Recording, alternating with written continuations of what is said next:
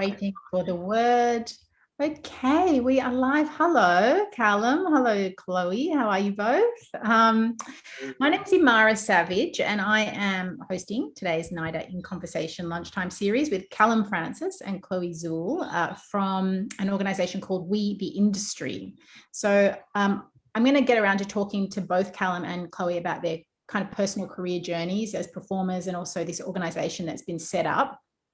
But first of all, I'd like to acknowledge, I'd like to take this opportunity to say that I am coming to you, as I think Callum and Chloe also are coming to you from Gadigal land today, and we acknowledge the traditional custodians and pay our respects to the elders past and present. And I also extend that respect and welcome to any Aboriginal or Torres Strait Islander people who are joining us today. Hello, welcome. So I just want to introduce our guests briefly before we start talking about this unique organisation that they've set up.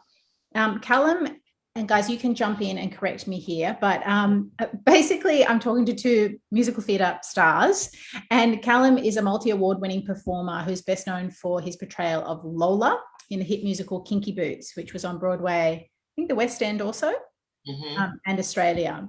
And Callum was most recently seen in Rent at the Sydney Opera House. Was that your most recent gig? Yeah, it was. Of all times. And his credits across the West End internationally and in Australia are many, including Miss Saigon, The Lion King, Naked Boys Singing, Hair the Musical, amongst many others. And Chloe, is it true that you are currently starring as Eliza Hamilton? It is in Hamilton? Wow, what a dream role. Yeah, it really is. Yeah. Exciting. So I want to hear more about it, but I'll just quickly whip through this very impressive biography too. Chloe has also starred as Catherine of Aragon in the musical Six, Anita in the West Side Story, Sarah in Ragtime for the production company, and as well as Beautiful, the Carole King musical, Dynamite in Hairspray, Pillar in Legally Blonde, the musical, Joanne in Rent for the Hayes Theatre, Little Shop of Horrors, Porgy and Bess, and the list goes on. So an extensive wealth of experience across these two performers who've been working in the industry for quite some time. So as well as being musical theatre performers, Callum and Chloe are part of an organisation, a group called We Are the Industry, which was established, Callum, by yourself and Ainsley Mellor. Yeah. In 2020, is that right? Yeah. I think actually we discussed this the other day. We might have missed our 1 year kind of birthday, which it's fine, but I think it's just over a year. I think we've been doing it now, or at least the idea was a spark in our head that kind of just started off. So Callum, can you tell me, Callum, about that spark? So you and Ainsley are sitting there. Where did this spark come from? So Ainsley, as well as myself, we, and like Chloe and the other people on the team, we've been so lucky and so grateful in our careers. We've had such a nice run of it. And it was during COVID last year that Ainsley and I had a chat, and we've always said that we enjoy giving back way more than, we love what we do, but way more than standing on stage and performing. When you get to give back to youngsters that are like aspiring to do this, it's something that you can't manufacture. It's such a good feeling, and we've always wanted to do something like that, and it kind of stemmed from that. There was obviously a huge shift in the world last year, which was absolutely needed and welcomed. And it stemmed from that. It stemmed from the shift here in Australia. We kind of thought, this is the time to do something. This is the time to use our experience, our voices, our platforms to try and make a change. Question was just how. And we went back to what we know best, and the younger generation being so important, and so they're the next generation, they're going to be the next storytellers. So we kind of honed in on that, and it kind of came really naturally. Everything kind of just flowed, and as soon as we were like, well, we can't do it on our own. Ainsley and myself are actually partners in life, we're fiancés, and we disagree on a lot. So it was like, we need someone else to be on our team to kind of mediate. And then as soon as we had this idea to make a team behind We the Industry, it was just a dead cert that it would be myself, Ainsley, Chloé Zuel, Lyndon Watts, Esther Hannaford, and Jared Draper, all amazing kind of humans that we say. And we rang them and said, listen, we have this idea. We don't know how big, how small it will be. Obviously, naturally, because of the way all of them are, jumped on board and were like, we're there, whatever you need. And then from that, We the Industry was kind of born. And it was within a week probably that, I think, Chloe, you can maybe say, we rang and said we have this idea, and then the ball just started rolling. Yeah, I think so. Yeah, I mean, for me, I just said, yep, well, I'll be a part of it, whatever it is. It's important. It was at that point, sorry, it was at that point where there was a lot of, everything was shifting and moving, and there was a lot of, for lack of a better word, noise, some useful and some not. And it was very easy to feel, especially during COVID, that we couldn't do anything, that we weren't making a difference. And so I was really on board with making actual change and being part of something that was moving things forward rather than just sitting in a bath of it all. Yeah, sure. And what does the organization at that time, it was just this idea about kind of giving back and about being able to kind of inspire and encourage young people.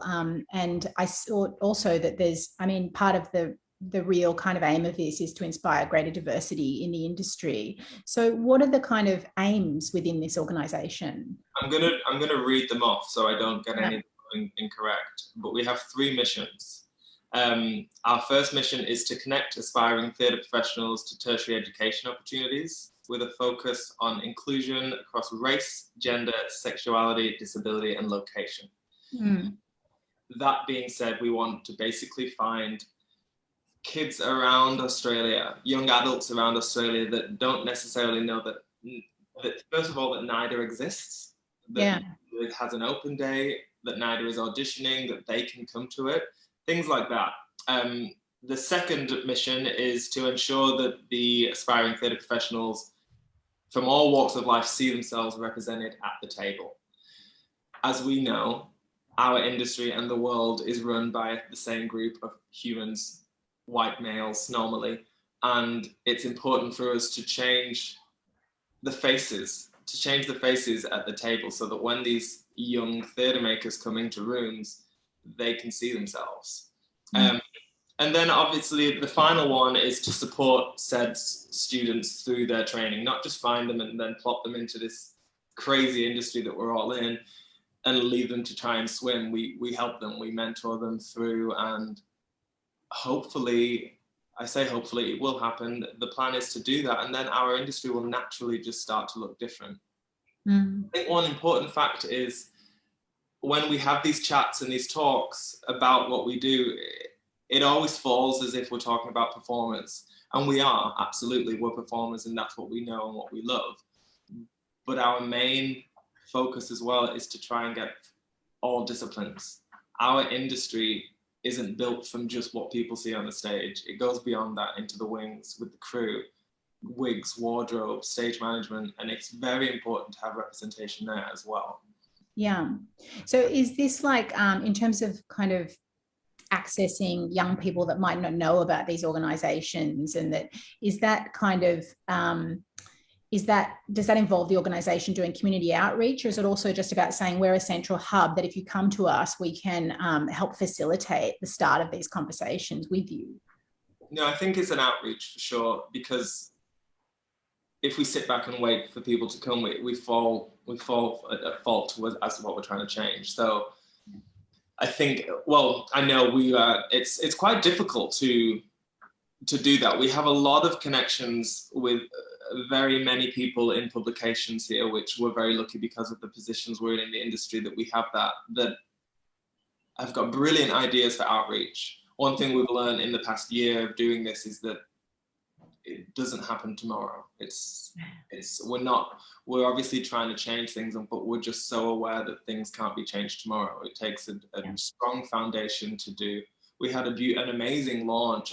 Chloe, you might remember when it was, but this amazing launch, and people were so thrilled about it. And then we went quiet, and it's interesting because the amount of people that have gone, oh, was that just a thing? Like, is it gone? And it's like, no, it's behind the scenes. There's so much so much happening, so much bubbling away, but it all takes time, which is fine. And Chloé, when you had the launch, like what was the feedback that you were getting at that time? Like what were people kind of saying? I mean, it was a very kind of, as you said, there was a lot happening in 2020. But what was the response to kind of the beginning of this, you know, whatever this organization is setting out to do?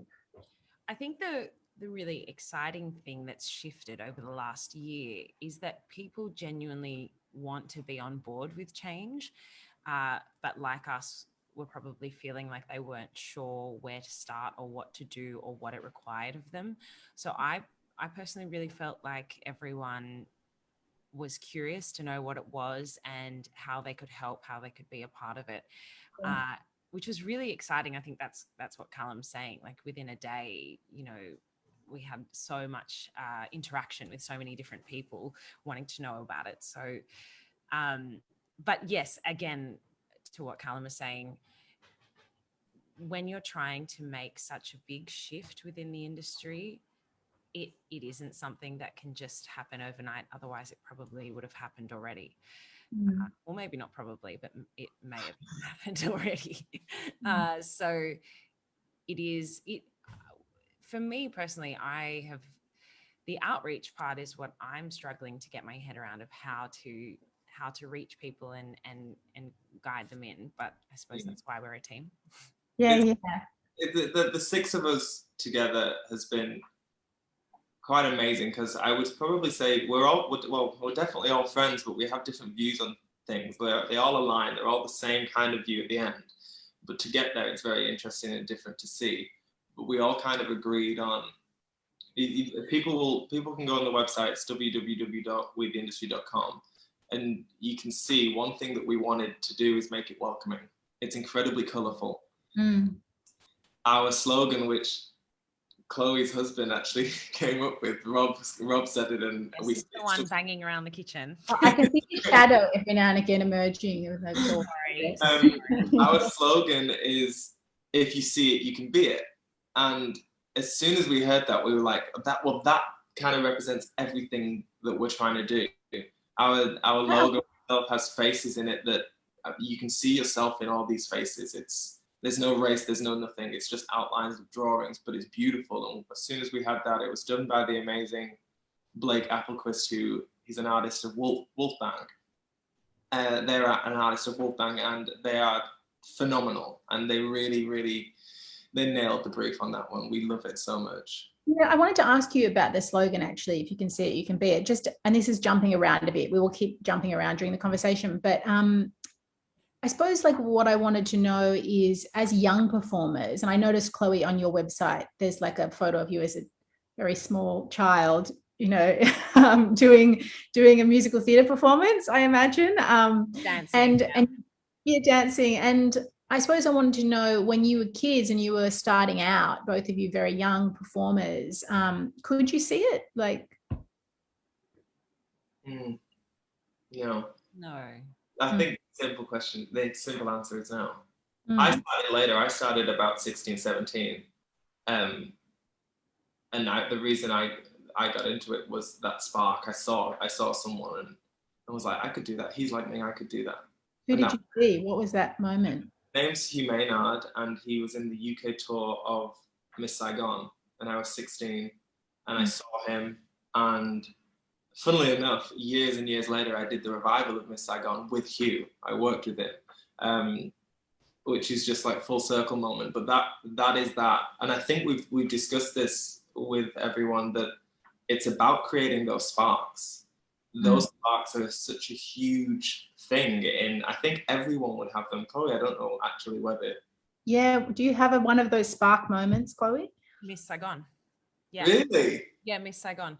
Miss Saigon was the only musical I grew up with, actually. I didn't necessarily grow up wanting to be a music theatre performer. I grew up telling everyone that would listen that I would be an entertainer, which like honestly sounds like a pole dancer or something.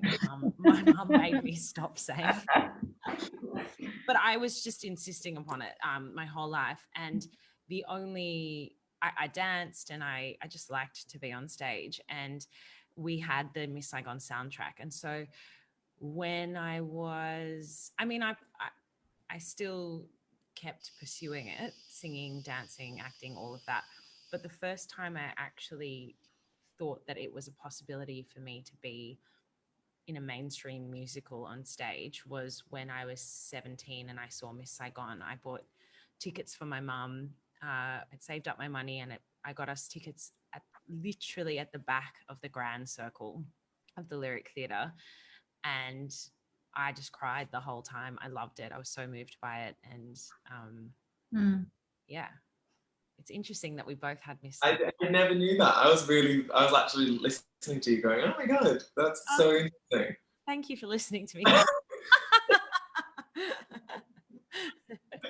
All of those performers, I suppose, that other kids kind of were watching in things, you know, as Eliza Hamilton or as Lola and Kinky Boots, and saying, that was a huge my spark moment. I didn't realize that people.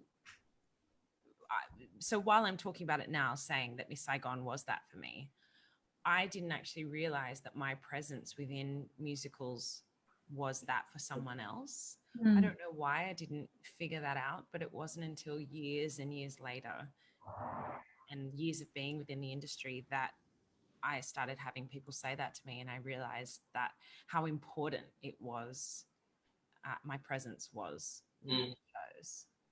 It's funny because it sounds, I don't mean to sound so like a bitter old man, but it's work. It's, as much as we love it, it is a job and it's work, and you forget that the impact that you can have and that spark that you give to people. Again, mine wasn't until I came here with Kinky Boots to Australia, and Lola, the role, which I love doing, she was amazing. It was during the vote that you guys had for same-sex marriage. And it became this she became this kind of champion, this unicorn that people looked at and saw themselves and learned about themselves through. And I was just doing my job. I hold my hands up and admit that when I came here, it was such an exciting thing to come to Australia and to play this role. And it fast became something more. That goes hand in hand with what we're trying to do. It goes hand in hand with trying to make people see themselves. Like the amount of little brown girls that it warms my heart that are going to go and watch Hamilton and not only see themselves in the amazing Chloé, but in so many people on that stage.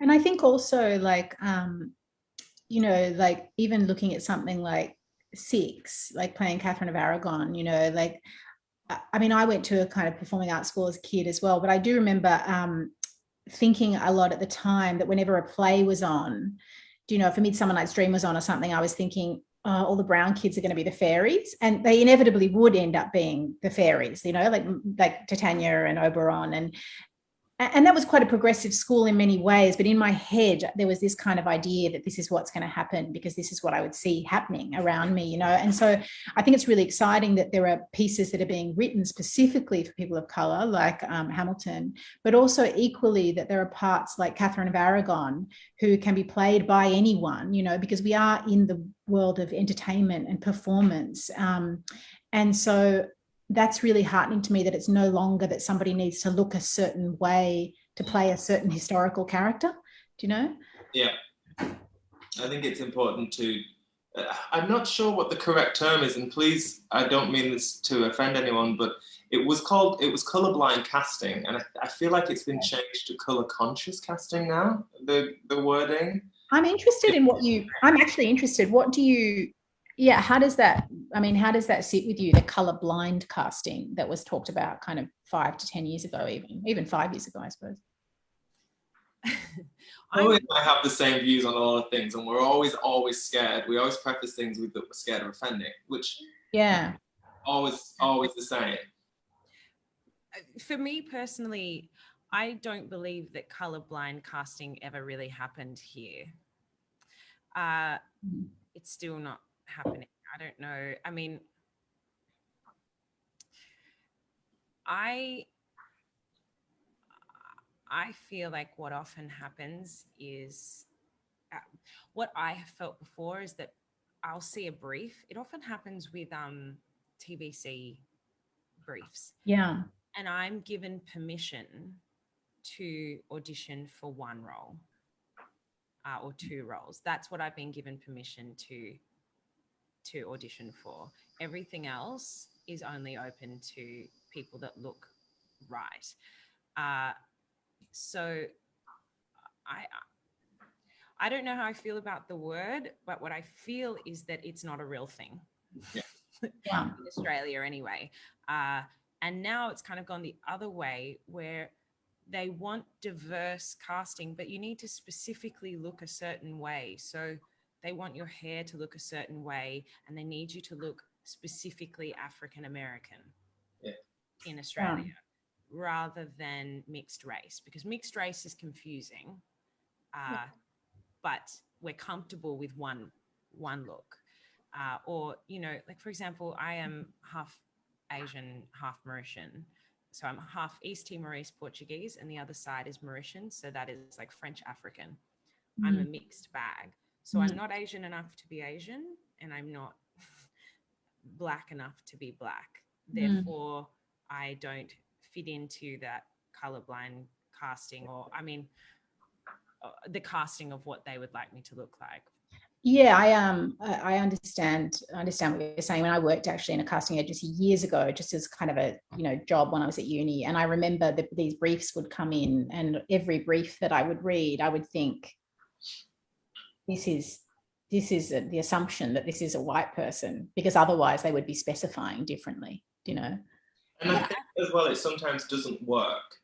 This colorblind casting. I remember watching a production of Ragtime, which was trying to be, it was in the UK, it was trying to be forward, it was trying to be like a step in the right direction, and it was so uncomfortable to watch a show that is specifically about a divide in races be a mixed bag. It did not sit well with me at all. And also going back to what Chloe said about the diversity of things, the industry, we try to steer away from the word diversity, because I feel like diversity is, if you say diversity to someone, they think a person of color. And it shouldn't be the case. Diversity to me, as a person of color, is a Caucasian person. That's diversity to me, because I'm the norm. And I feel like when you speak of diversity of a person of color, it's diverting from the norm, which is white, which isn't correct. So we try to, we're aware that that's a word that's used, but we just try to use inclusive, because inclusive is just a blanket for everyone. It's this huge umbrella word that everyone fits underneath. I find that with diversity, it's like, oh, we're gonna go this way, we're gonna go a bit diverse this time. And I'm like, oh, okay, great. But that to me is normal. I had a lady actually that was really strange. I did a festival somewhere recently, and a lady came up to me after a performance and asked to touch my hair. Immediately asked to touch my hair, but by the time I could even answer, she had a hand on my head. And I said, oh, I was like, okay, cool. I said, can I touch yours? And she was like, oh, no, mine's boring, mine's normal. And I was like, oh yeah, but this is normal to me. And the look on her face was so interesting, because she'd never thought of it that way. And it's about that. It's about making someone just think differently. And I think that's what people need to do with the word diversity. Sorry, back to colorblind casting. Can it just be casting? You know, like if you're looking for a soprano, that... Can you just look for a soprano? It doesn't need to say next to it, open to all ethnicities. Just be and is it different? Can I ask you, like, is it different in musical theatre? And I mean, I've worked a little bit in opera too, I suppose, but in some ways I've always thought that, and this is a total assumption, so like, you know, tell me if this is wrong, but I've always thought, because they're so focused on the voice, do you know, so in theatre or in acting, it's the performance, but it's also the way that the person looks, do you know, and their performance qualities, of course. But in the voice, is there ability, or has there historically been the ability to look past this idea of, you know, whether the person looks right for a role, or is that not? I mean, this might be really stupid questioning, but I don't think it's stupid at all, but I don't think it happens. And I think it can happen, but the sad part is, for example, now, Chloe, to use you as an example, it would be about, if it was on Voice, it would be like, we have Chloé Zuel. Chloé Zuel wants to come in for this role. And they would be like, we just want her. Because of her credit, because of her work ethic, because of all of the things she's done beforehand, I feel like that would then make someone go, it doesn't matter what they need to look like because we have the chance to get Chloé Zuel. And I think that's sad. So it could be, I mean, it's kind of like saying, yeah, we can imagine Sandy in Greece just being the best version of that voice, that persona. Would that happen? I think it could now. I do. I think we're moving in that direction. I hope, maybe it's wishful thinking, but I really believe that we are slowly moving in that direction. And it has happened on occasion. Bert Labonte is an example. He has been cast in things. I think it was Dream Lover, where he was the dad and both the children were white. And nobody cares because Bert Labonte is so good that they're just happy to see him in anything. So, but also he's been working since the dawn of time. So he has a lot of credits and he's been around, and they felt safe with him. So he maybe is the exception. I agree. I think it is going that way. I think it's slowly but surely. I was in Tasmania, was it 2 weeks ago? And there was a school. The school are doing a production of Grease. And it's amazing to see so many young kids so excited about the fact that Sandy was of Indian descent. I think one of the roles, one of the T-Birds was gender neutral. I was like, it blew my mind, and it shouldn't, because it should be the norm, but it blew my mind from a place of, imagine that happened when I was in school. It's bizarre. It's so different. I think there are a lot of roles that young people who aren't, white or blue-eyed or blonde hair are immediately casting themselves out of, because they've been told that those roles are unavailable to them historically, do you know? Yes. Whereas the opportunity to reinvent those roles, otherwise, you know what I mean? Like, those things are just historical kind of pieces. They can't kind of live and evolve with the times. And that's kind of why we want the industry to do what it's trying to do. It's because it shouldn't be, the balance shouldn't shift. Obviously, right now in the world today, there is an imbalance. That's why we have these conversations. That's why we have these discussions. What we don't want to happen is there to be a shift where it's gone completely the opposite way, because that's then unfair to the other party. And it's about just making sure that if everyone can see themselves at the table, discussions like this will be a norm, and they won't need to happen as much, because it would just be the norm. It would be inclusive of everybody. It wouldn't be about, this person should be here because they're more diverse than the next person. No, it doesn't matter. Like Chloe said, it's just, you're just here for being here. And tell me about, because this part of what it looks like you're doing is there's a lot around kind of mentorship. Why mentorship? Like, why is this a model that I think it's a great model. Why is it that you have decided this is part of what the industry does? And also, maybe could you talk to your own experiences with mentorship? Like, have you had those experiences, either formal or informal, that have kind of changed or shaped your own careers? Have you had any? I don't think I have. I think it should be said that when talking about imbalance within the world, there's an imbalance within our industry. The industry that we have at the moment, well, I'm speaking specifically to, I would say, the music theatre industry and TV in Australia, doesn't look like what our world looks like, what Australia looks like. And that imbalance, I think, is for a number of reasons, but one of the huge ones is lack of representation, especially on TV, but on Australian TV, but within shows. But another thing is, so if you don't see yourself, that's the first thing, but then there's no denying that this is an elite industry. It it's very hard to get to a professional level without support from your family, without money, loads of training, years of training, privilege. Yeah. And not everyone has that. You know, we're lucky that we had that and our families made sacrifices for us, but not everybody has that, or they don't have the support around them. So I think two of the things that we, the industry, stands for, and the reason why I hope it's going to work, is that one, it's showing people that there is a place for them, and two, helping them, being by their side to support them into the industry that might not feel as welcoming as it could yet. And you're saying that, like, did you have those people? Like, did you have people that were able to bridge that place between, you know, you're doing all the performance, but then there's another thing to actually get into the actual industry, you know? I definitely didn't have the bridge. I definitely didn't have anyone from my training to my professional work. I was very lucky on my first job to have someone who is now one of my best friends, a guy called Darren Carnell, who was the dance captain of my first West End show. And I was a swing, and I had a lot to learn.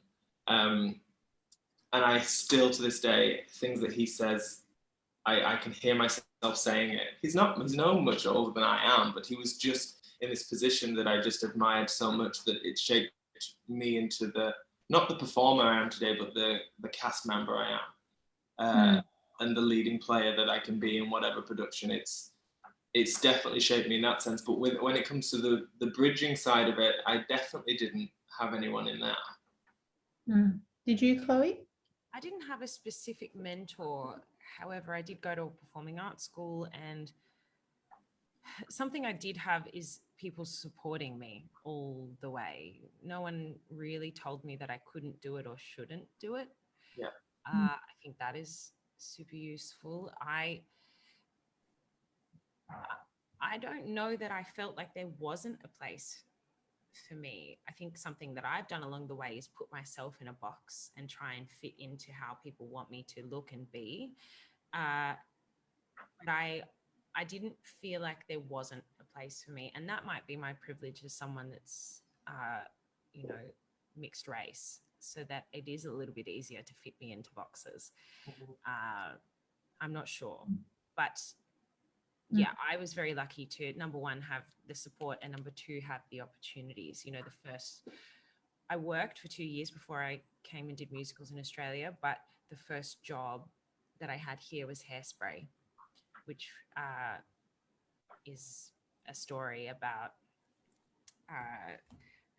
why is it lost on me? I'm just thinking about the year, but segregation, and so that was as a very inclusive cast straight away. That was what I was surrounded with straight away. Yeah, I think like a lot of mentorship kind of happens informally in this industry. Do you know, I mean, I have quite a lot of younger women who kind of call me and ask me about directing as a female director, or even having kids, and how that's possible. And I just say, oh God, it's not possible. Don't look at me. I am like, I don't know if it is possible. But I think, you know, and I've also mentored formally on programs as well, I suppose. And I suppose what I often find from the people that I'm talking to is just that it's really like the industry. It's interesting that you're called We the Industry, because the industry itself feels like something you may never get into, you know, or be able to open the door to. That feels like a huge leap from wanting it to being inside something. It's really silly, I think, because what we're doing in our industry, in all areas of our industry, be it film, TV, the stage, is that we're telling stories. We're telling stories that are quite a lot of the time these days are lived experiences. So the fact that it is such a kind of an elite, it's seen as this thing that is you can't reach. It's strange to me, because I imagine most people trying to break into it have, like we've said again, we keep going back to, but have seen themselves in a story, have seen themselves on there, they have a lived experience that they could tell way better than someone else. So that never sits well with me, that it's unreachable. And I think that's what we, the industry, will do through our mentorship with NIDA. Yeah, talk to me about this, because this is a new thing that's like just starting to be, it's kind of a soft launch in a way. So tell me, like, what is this mentorship program with NIDA? First of all, we started speaking with Liz about how we can partnership with NIDA, because we were so blown away by her. I remember our first Zoom chat, because it was during COVID.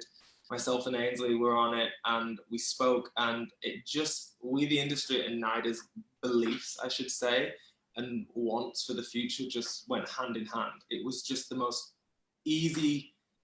The relationship was there from day one. And what were the things out of that conversation? Sorry to interrupt, but like in that conversation, like what were those kind of aha moments that you went, yes? You do when you're about to, especially with the industry being so young and fresh and has these ideas, and we were still building our foundation, and then you stand us next to NIDA, which is this powerful institution and a leading one in our industry here in Australia.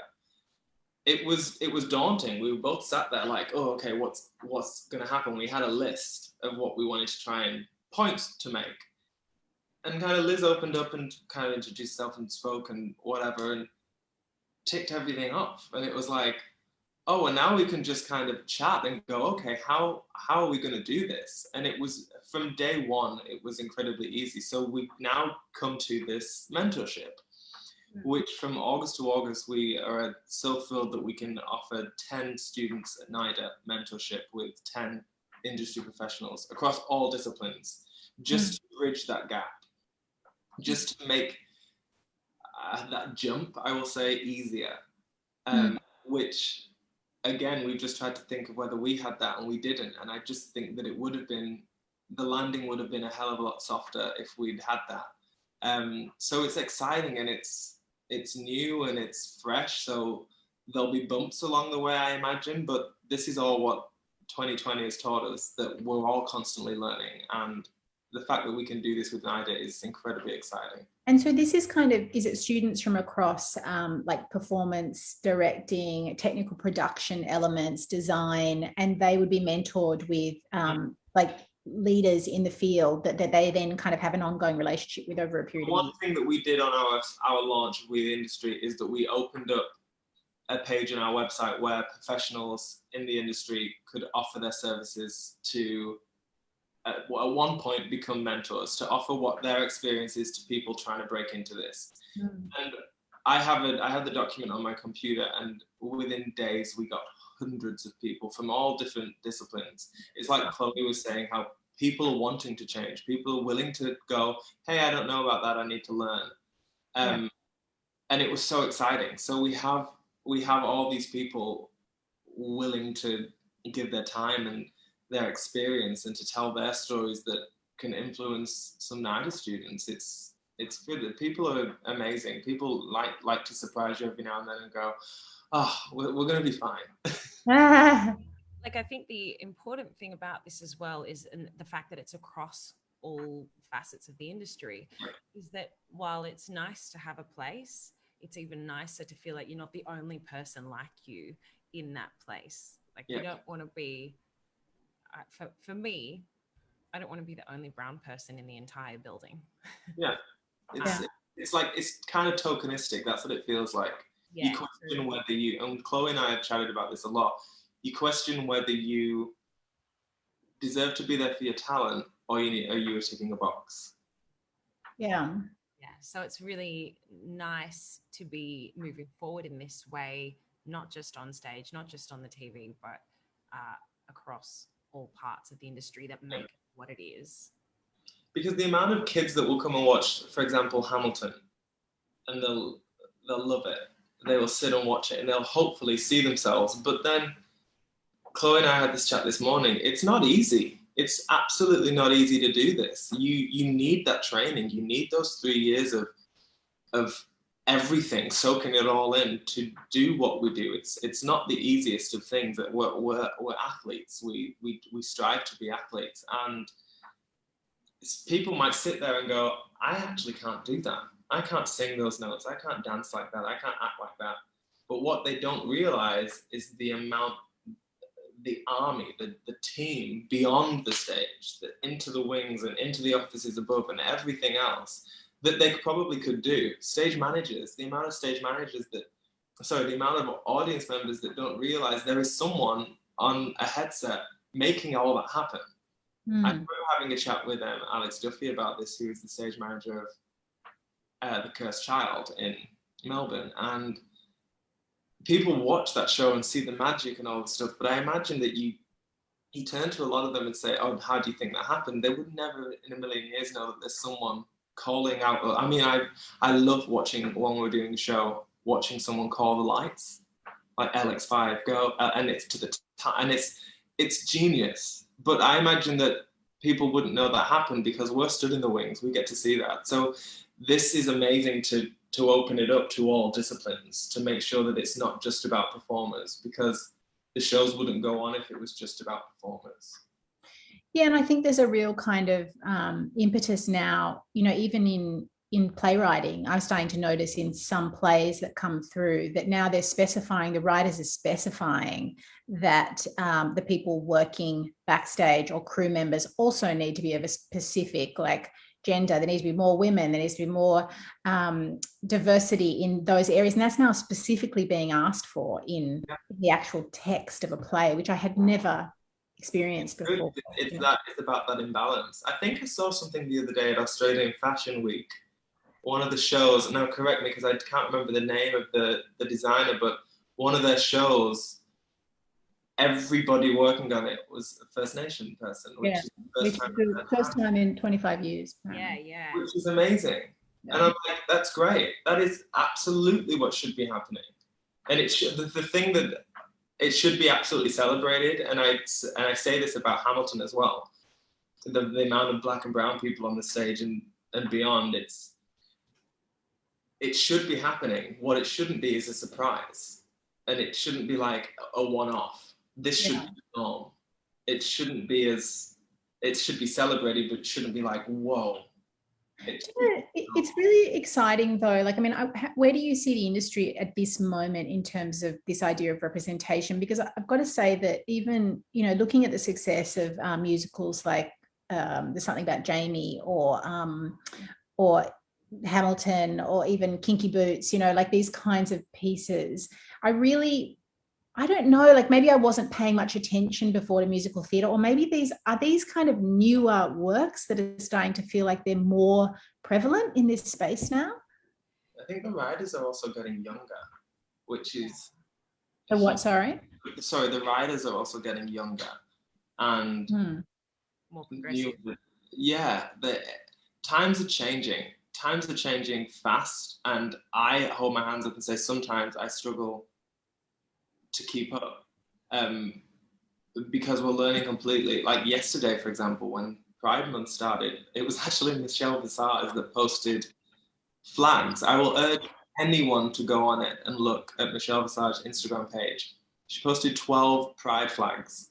Now, I was aware of the trans flag, the main Pride flag, and what was the other one? I was aware of 3. There was 12 that she posted, and each she wrote about them, when they were made, why the colours were chosen, and I sat and I read, and then I posted them on my stories. But I went away last night and I spoke about it, and I was like, I didn't know that at the start of the day. And I think it's about that. I think it's admitting that we don't know everything. Chloé and I don't know everything. Our team members don't. But the fact that we're willing to learn about it and we're willing to change it, that's where our industry's going. And you see that shift. People are willing to be wrong. Yeah, and I think like it is also not just the new works. I mean, this isn't in Australia, but Phantom of the Opera and Beauty and the Beast, the two of the principals in Beauty and the Beast and one in Phantom of the Opera are people of colour in the roles that would have previously been played by white people. And I think that's a big shift, because it's not just, again, for for something like Six, where it doesn't matter who's playing what. This is something where previously only one style of person has been allowed to do it. Yeah. And the shift is that it now doesn't matter. And I think that speaks, that message is what I would like to see more of. Well, that's such an exciting thing, because I've got to say, like, as a young kid, you know, like those Disney pieces that you mentioned, pieces like Beauty and the Beast or Snow White, or, you know, like that's in many cases often people's first like experimentation or access to kind of storytelling, you know. And what is really upsetting, and what I'm really getting excited about where Disney, the possibilities of Disney now, is that whole generations of kids can see themselves represented in those stories, you know, because Disney, that's like our formative, that's if you can see it, you can be it on a big scale, exactly. You know. Yeah. And also, I will add, with if you see it, you can be it. I don't know if you watched the interview with Meghan Markle and Harry with Oprah. She said it. We had it long before her, but she said it. It was like, as soon as she said it, I sat up and I looked at Ainsley and I was like, oh my God, she knows about We the Industry. Yeah, you're in good company there. Disney is a huge one. I agree. Like, I have always, my whole life, wanted to be a Disney princess. It's not a surprise to me that Pocahontas and Belle were my favorite Disney princesses. You know, so it's or Jasmine, or yeah, Jasmine. Like, I love that we have things like Moana and oh, what's her name with the frog? It's Princess Tiana. Yeah. And then what's the new one? Is it Raya and the Dragon? Have you seen that? Oh yes, I haven't seen that one, but looking forward to it. Oh, so good. I think we have a question. Hang on. Let's have a look. So there is one question here. It's a question for the panelists. Okay. I find that especially in amateur theatre in Australia, there's an underrepresentation of people of colour even going into audition for the shows. There's often times where people are scrambling to try to find people of colour to fill classically people of colour roles. What do you think are the main reasons that people might not know about shows happening or might not show up for auditions, especially in a country as diverse as Australia? This is from Andrew Reid. I think it's that. It's about people not seeing it. It's about people not feeling necessarily welcome in a room. If there aren't people there. I had an amazing chat with a girl in Tasmania about them wanting to bring The Colour Purple to Launceston, which their theatre industry, their like amateur dramatics theatre industry there is predominantly white because of the demographic of people in the city. But she was saying it's amazing how if you were to do an outreach, you would go to the churches, which The Colour Purple, if anyone doesn't know it, is a church musical. The sound of it is so religious and so beautifully black. She was like, if you went there, you would find exactly what you need. It's the thing with regional theatre and smaller theatre companies is it tends to be the same people, the same group of family, which is beautiful. But I think that in itself is why people don't come forward and come in, because they don't think it's a space that's open and welcoming for them. Yeah. I also think, I agree with you, Callum, but I also think we spoke about this a little bit before, but to get to an amateur theatre stage, you still need to be able to do the work, and that is, you know, dancing or singing or acting. And most of those kids that are doing it will have had the training prior to that, maybe. I just think that's something we need to work on. Yeah, I think it's something we need to work on with being inclusive from a really young age, and programs along those lines of welcoming people that maybe aren't financially able to afford really expensive dance schools and things like that. I think that's also something. And I think, Chloe, I mean, that really Yeah, that really starts at a very young age, because I mean, I went to performing arts school, and I have to say, and these were different times, like this was the 90s, but it was entirely segregated in terms of performing arts streams versus local streams. The local stream was at the time a combination of, it had just been Redfern Boys and I think it was Petersham Girls had just been amalgamated into this school. And so it was something like 80% local kids who had come from those schools, and then 20% of the stream was performing arts. And never the twain shall meet, you know, like that was, and I just thought, my mum was a really kind of big advocate at the time of trying to get the school to at least allow everybody to have the same access to the performing arts, because here is this performing arts school, but it wasn't providing that access for arts for youngsters. It's so important to go to dance class, to go to these group theatre activities like Chloé spoke of. Even if you don't go into this industry, think about a lawyer. If someone becomes a lawyer but they've had performing arts, they're performing. They're standing in front of a jury. They're standing in front of things like that. It's performative, and I think people think the arts are just limited to TV, film, theatre, and it's not. It's life, and it's. Yeah, I just thought that's completely gone off the actual question, but I thought as you said that, I was like, I must say. Now, hang on, I've got a couple of other questions. Oh, sorry, Chloé. Yes, quickly. Yeah. Oh, sorry. This is just a question for Callum, which is from Andrew Reid, who asked the last great question. Has just said that he has been cast as Lola in a Sydney youth production of Kinky Boots. Any tips for the role? What are your 3 tips? So a crew. I got Miss Saigon I got Kinky Boots when I was on Miss Saigon. And the most unlikely crew member taught me how to walk in heels. If you tiptoe around, you'll fall. If you stride out, you'll be fine. So right. I can see my heels now. I've still got my boots in my room. I'll bring them over and you can try them. And just lastly, we have one here. So do we, the industry, have packs or posters to put up in high schools? Not yet. It will soon.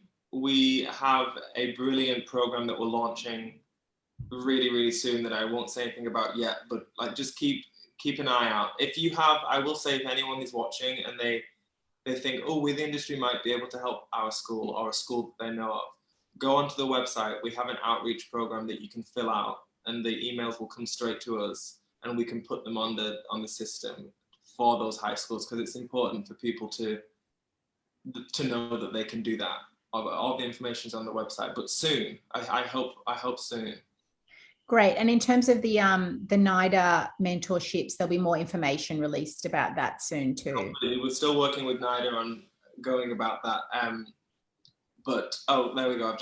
There's a web link on the feed, which I've just seen for We the Industry. Thank you for that. But yeah, with the mentorship, that'll be rolled out from August, but there'll be more coming of that. And it's going to grow. I'm putting it out there. It's going to grow, and it's going to be bigger, but it's going to be so amazing to work with NIDA, and just the partnership, like I said, is just easy. It's so easy. So it'll change the industry, hopefully. I think it's also useful to say that also you can just contact We the Industry yourself if you have a question or you need something. Please, like, we're also just a hub of people that are wanting to make it an inclusive space for everyone. So please, it's very welcoming. Oh, thank you so much. Our time has run out here, but I just want to say thank you so much to Chloé and to Callum for sharing your time, but also for sharing your kind of enthusiasm and love for this industry, because it's really clear that both of you have reached a place in your own careers where you are doing extraordinary work on its own terms, and it's just really exciting that you're out there saying we're here and our doors open to a whole lot of young people who want to come into this extraordinary industry, you know. So thank you so much. I just think you're doing such great work. And also NIDA has asked if, yes, we have open day at the end of the 12th of June from 9:30 to 4 p.m. So anyone who's interested in the NIDA open day, there's a link for more information on the Facebook site. So do get on there. Again, Chloé, Callum, thank you so much for joining us and everything that you're doing. Thank you. Bye. Bye, guys.